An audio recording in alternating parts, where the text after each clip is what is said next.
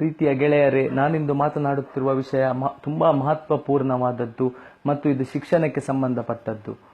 ಇಂದು ಶಿಕ್ಷಣವೆಂಬುದು ಒಂದು ವ್ಯಾಪಾರವಾಗಿದೆ. ಈ ವ್ಯಾಪಾರ ನಡೆಯುತ್ತಿದ್ದರೂ ಸರ್ಕಾರ ಅತ್ತ ಕಡೆ ಗಮನ ಕೊಡ್ತಿಲ್ಲ, ಕಣ್ಣು ಮುಚ್ಚಿ ಕೂತಿದೆ. ಅದೇ ರೀತಿ ವಿರೋಧ ಪಕ್ಷಗಳು ಕೂಡ ಮೌನವಾಗಿದೆ. ಇದಕ್ಕೆ ಕಾರಣ ಎಂತಂತ ಗೊತ್ತಿಲ್ಲ. ಎಕ್ಸಾಂಪಲ್ ಕೆಲವು ಉದಾಹರಣೆಗಳನ್ನು ಕೊಡ್ತೇನೆ. ಕೆಲವು ಕಾಲೇಜ್ಗಳಲ್ಲಿ 80% 90% ತೆಗೆದುಕೊಂಡವರನ್ನು ತೆಗೆದುಕೊಳ್ತಾರೆ, ಅಡ್ಮಿಷನ್ ಮಾಡ್ತಾರೆ, ಮತ್ತೆ ಅವರನ್ನು ಪಾಸ್ ಮಾಡಿ 100% ಫಲಿತಾಂಶ ತಂದೇವಂತ ಹೇಳ್ತಾರೆ. ನಿಜವಾಗಿ ನಾಚಿಕೆ ಆಗ್ಬೇಕು ಇಂತಹ ಕಾಲೇಜ್ಗಳಿಗೆ. ನಾನು ಎಕ್ಸಾಂಪಲ್ ಮಂಗಳೂರಲ್ಲಿ ಹೇಳ್ತೇನೆ. ಮಂಗಳೂರಲ್ಲಿ ಎಷ್ಟೋ ಕಾಲೇಜ್ಗಳಿವೆ, 90% ಎಬೋ ಮಾರ್ಕ್ಸ್ ಇದ್ದವರನ್ನು ತೆಗೆದುಕೊಳ್ತಾರೆ, ಮತ್ತೆ 100% ಫಲಿತಾಂಶ ತಂದಿದ್ದೇವೆ ಅಂತ ಹೇಳ್ತಾರೆ. ಅದರಲ್ಲೂ ಫಸ್ಟ್ PUC ಅಲ್ಲಿ ಕೆಲವರನ್ನು ಫೇಲ್ ಮಾಡಿ ಸೆಕೆಂಡ್ PUC ಅಲ್ಲಿ 100 ಫಲಿತಾಂಶ ತರ್ತಾರೆ. 90% ತಂದವರನ್ನು ಕಾಲೇಜಿಗೆ ತೆಗೆದುಕೊಂಡು ಪಾಸ್ ಮಾಡುವುದಲ್ಲ ಸ್ವಾಮಿ. 35-40% ತೆಗೆದುಕೊಂಡವರನ್ನು ನೀವು ಕಾಲೇಜಿಗೆ ಅಡ್ಮಿಷನ್ ಕೊಟ್ಟು ಪಾಸ್ ಮಾಡಿ. ಎರಡನೇದು ಹೇಳ್ತಾ ಇದ್ದೇನೆ, ಈಗ ಕಾಲೇಜುಗಳು ಪ್ರಾರಂಭವಾಗಿದೆ. ಫೀಸ್ ಮಾಫಿಯಾ, ಡೊನೇಷನ್ ಮಾಫಿಯಾಗಳು ಎಷ್ಟು ನಡೀತಿದೆ ಅಂತ ಹೇಳಿದ್ರೆ ಸರ್ಕಾರ ನಿದ್ದೆ ಮಾಡ್ತಾ ಇದೆ.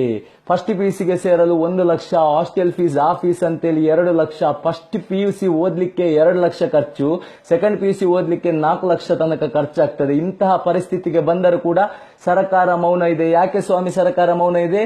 ಯಾಕೆ ಮೌನ ಇದೆ ಅಂತ ಹೇಳಿದ್ರೆ, ಇದರಲ್ಲಿ ಯಾರು ಕಾಂಗ್ರೆಸ್ನವರು ಮಾತಾಡ್ತಿಲ್ಲ, JDS ನವರು ಮಾತಾಡ್ತಾ ಇಲ್ಲ, BJP ಅವರು ಮಾತಾಡ್ತಿಲ್ಲ. ಯಾಕೆ ಮಾತಾಡ್ತಿಲ್ಲ?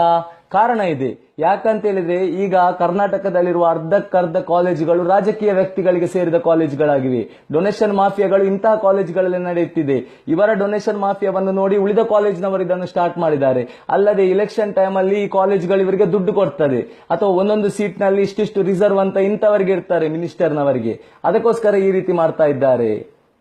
ಇದಕ್ಕಾಗಿ ಯಾವುದಾದ್ರೂ ಒಂದು ಭ್ರಷ್ಟಾಚಾರ ಇಲಾಖೆಯಿಂದ ಯಾವುದಾದ್ರೂ ಒಂದು ನೇಮಕ ಮಾಡ್ಲಿಕ್ಕಾಗಲ್ವಾ ತಮಗೆ?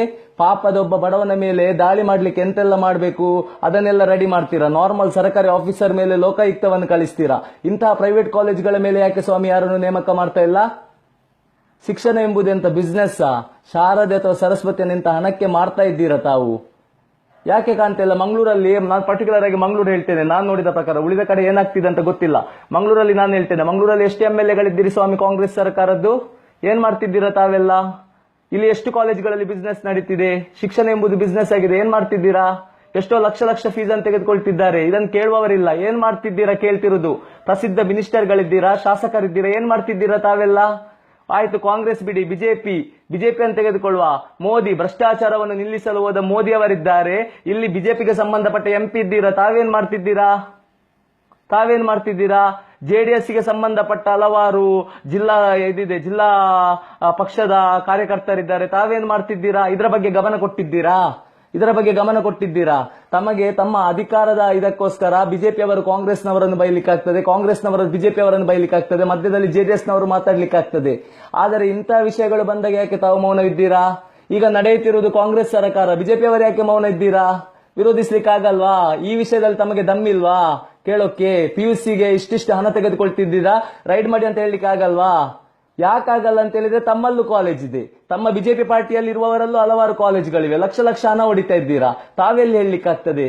ಒಂದು ಶಿಕ್ಷಣ ಎಂಬುದರಲ್ಲಿ PUC ಅಲ್ಲಿ 2 ಲಕ್ಷ 3 ಲಕ್ಷ ಹಣ ಕೊಟ್ಟು, ಅಥವಾ ಒಂದು PUC ಅನ್ನು ಕಂಪ್ಲೀಟ್ ಮಾಡ್ಲಿಕ್ಕೆ ಎಷ್ಟು ಲಕ್ಷ ಹಣ ಖರ್ಚು ಮಾಡಿದವರು ನಾಳೆ ಕೆಲಸಕ್ಕೆ ಸೇರಿದಾಗ ಲಂಚ ತೆಗೆದುಕೊಳ್ಳುವುದು ನಿಮ್ಮಿಂದಲೇ. ಇದಕ್ಕೆ ಕಾರಣ ನೀವೇ. ಅವರು ಲಂಚ ತೆಗೆದುಕೊಳ್ತಿದ್ದಾರೆ ಅಂತ ಹೇಳಿದ ಕಾರಣ ನೀವೇ. ಸಾಲ ಮೂಲಗಳನ್ನು ಮಾಡಿ PUC ಓದ್ತಾರೆ, ಮತ್ತೆ ಲಂಚ ತೆಗೆದುಕೊಳ್ಳೋದು ಇನ್ನೇನು ಮಾಡ್ಲಿಕ್ಕಾಗ್ತದೆ? ಹೇಳ್ತಿದ್ದೇನೆ, ಆಲ್ಮೋಸ್ಟ್ ಮಂಗಳೂರಿನಲ್ಲಿರುವ 80% ಕಾಲೇಜುಗಳಲ್ಲಿ ಈ ಫೀಸ್ ಡೊನೇಷನ್ ಎಂಬುದು ತುಂಬಾ ದೊಡ್ಡ ಮಾಫಿಯಾವಾಗಿ ಬೆಳೆದಿದೆ. ಎಷ್ಟೋ ದೊಡ್ಡ ಕಾಲೇಜುಗಳಲ್ಲಿ ಇದು ನಡೀತಾ ಇದೆ. MLAಗಳು ನಿದ್ದೆ ಮಾಡ್ತಾ ಇದ್ದಾರೆ. ನಿಜ ಹೇಳ್ತೇನೆ, ಮಂಗಳೂರಿನ MLAಗಳು MP ಗಳು ನಿದ್ದೆ ಮಾಡ್ತಾ ಇದ್ದಾರೆ. ನೀವು ನಿದ್ದೆಯಿಂದ ಹೇಳದಿದ್ರೆ ಮುಂದೊಂದು ದಿನ ನೀವು ಖಂಡಿತ ಅನುಭವಿಸ್ತೀರಾ. ಅದೇ ರೀತಿ ಮಾಧ್ಯಮಗಳು ಇತ್ತ ಕಡೆ ಗಮನ ಕೊಡ್ತಾ ಇಲ್ಲ. ಒಂದು ಬಸ್ಸಿನಲ್ಲಿ ₹1 ಟಿಕೆಟ್ ಹೆಚ್ಚು ಮಾಡಿದಾಗ, ಅಥವಾ ಯಾವುದಾದರೂ ಒಂದು ಶಾಪ್ ಅಲ್ಲಿ ₹1 ಇದಾದಾಗ ತಾವು ಅತ್ತ ಕಡೆಗೆ ಗಮನ ಹರಿಸ್ತೀರಾ. ದಯವಿಟ್ಟು ವಿದ್ಯಾಭ್ಯಾಸದ ಕೇಂದ್ರಗಳ ಕಡೆ ತಾವ್ಯಾಕೆ ಗಮನ ಹರಿಸ್ತಿಲ್ಲ?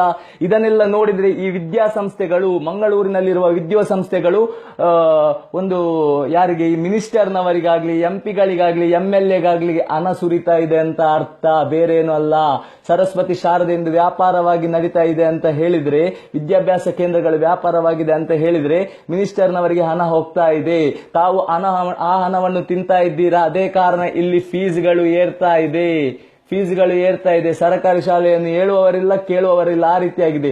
ಎಲ್ಲರಿಗೆ ದೊಡ್ಡ ದೊಡ್ಡ ಕಾಲೇಜುಗಳು ಬೇಕು, ಅಲ್ಲಿ ಅಷ್ಟು ಪರ್ಸೆಂಟೇಜ್ ಬಂತು, ಇಷ್ಟು ಪರ್ಸೆಂಟೇಜ್ ಬಂತು ಅಂತ ಹೇಳಿ ಕಾಲೇಜನ್ನು ಹುಡುಕಿಕೊಂಡು ಹೋಗ್ತಾರೆ.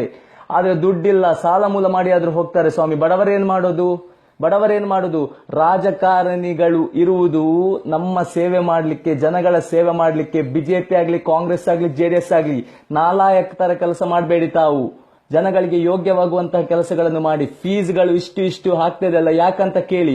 ನಿಮ್ಗೆ ನಿಜವಾಗಿ ಹೇಳ್ತಿದ್ದೀನಿ, ಮಂಗಳೂರಿನಲ್ಲಿರುವ MLA ಮತ್ತೆ ಮಂಗಳೂರಿನಲ್ಲಿರುವ MP ನಾನು ನೇರವಾಗಿ ಹೇಳ್ತಿದ್ದೀನಿ, ನಿಮಗೆ ನಿಜವಾಗಿ ತಾಕತ್ತಂತ ಇದ್ರೆ ಇದನ್ನು ನಿಲ್ಲಿಸಿ ಸ್ವಾಮಿ. ಈಗ ಮೇ ಜೂನ್ ಇದೆ, ಇಲ್ಲಿ ಅಡ್ಮಿಷನ್ಗಳು ನಡೆಯುತ್ತಿದೆ. ನಿಲ್ಲಿಸಲು ತಮಗೆ ಸಾಧ್ಯವಿದೆಯಾ?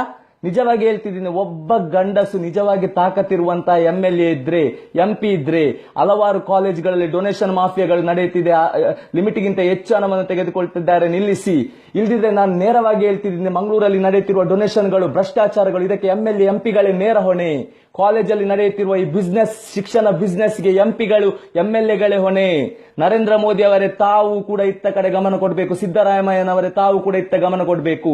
ಇಲ್ಲಿ ಕಾಂಗ್ರೆಸ್ ಬಿಜೆಪಿ ಅಂತ ಬರಲ್ಲ, ಇಲ್ಲಿ ನಡೆಯುತ್ತಿರುವುದು ವ್ಯಾಪಾರ. ಈ ವ್ಯಾಪಾರವನ್ನು ತಾವು ನಿಲ್ಲಿಸಿ, ತಮ್ಮ ಸಾಮರ್ಥ್ಯವನ್ನು ತೋರಿಸಿ. ನಿಲ್ಲಿಸದಿದ್ದರೆ ನಿಜ ಹೇಳ್ತೇನೆ, ನಿಮ್ಮಂತಹ ಭ್ರಷ್ಟ ರಾಜಕಾರಣಿಗಳು ಬೇರೆ ಯಾರು ಅಲ್ಲ. ಸರಸ್ವತಿ ಶಾರದೆಯನ್ನು ಮಾರಿದರೆ ಅದರಂತಹ ದೊಡ್ಡ ಪಾಪವಿಲ್ಲ. ಮಕ್ಕಳಿಗೆ ಶಿಕ್ಷಣ ಸಿಗಬೇಕು ಹೊರತು ಆ ಶಿಕ್ಷಣದಿಂದ ವಂಚಿತರಾಗುವುದಲ್ಲ. ದುಡ್ಡಿದ್ದವನಿಗೆ ಮಾತ್ರ ಶಿಕ್ಷಣ ಅಲ್ಲ, ಸಾಮಾನ್ಯ ಜನರ ಮೇಲೆ ಬರಬೇಕು ಸ್ವಾಮಿ. ತಾಕತ್ತಿದೆಯಾ, ದಮ್ಮಿದೆಯಾ, ನಿಲ್ಲಿಸಿ. ಇಲ್ದಿದ್ರೆ ನೀವೇ ಒಪ್ಪಿಕೊಳ್ಳಿ ನಿಮ್ಗೆ ತಾಕತ್ತಿಲ್ಲ ಅಂತ. ನಿಜ ಹೇಳ್ತಾ ಇದ್ದೇನೆ, ಈ ಸಲ ಇದನ್ನು ನಿಲ್ಲಿಸದಿದ್ರೆ ನಿಜವಾಗಿ ಹೇಳ್ತಿದ್ದೇನೆ, ಒಬ್ಬ MLA MP ದಮ್ಮಿಲ್ಲ ಅಂತ ಅರ್ಥ. ನೀವು ನಾಲಾಯಕ್ ಅಂತ ಅರ್ಥ.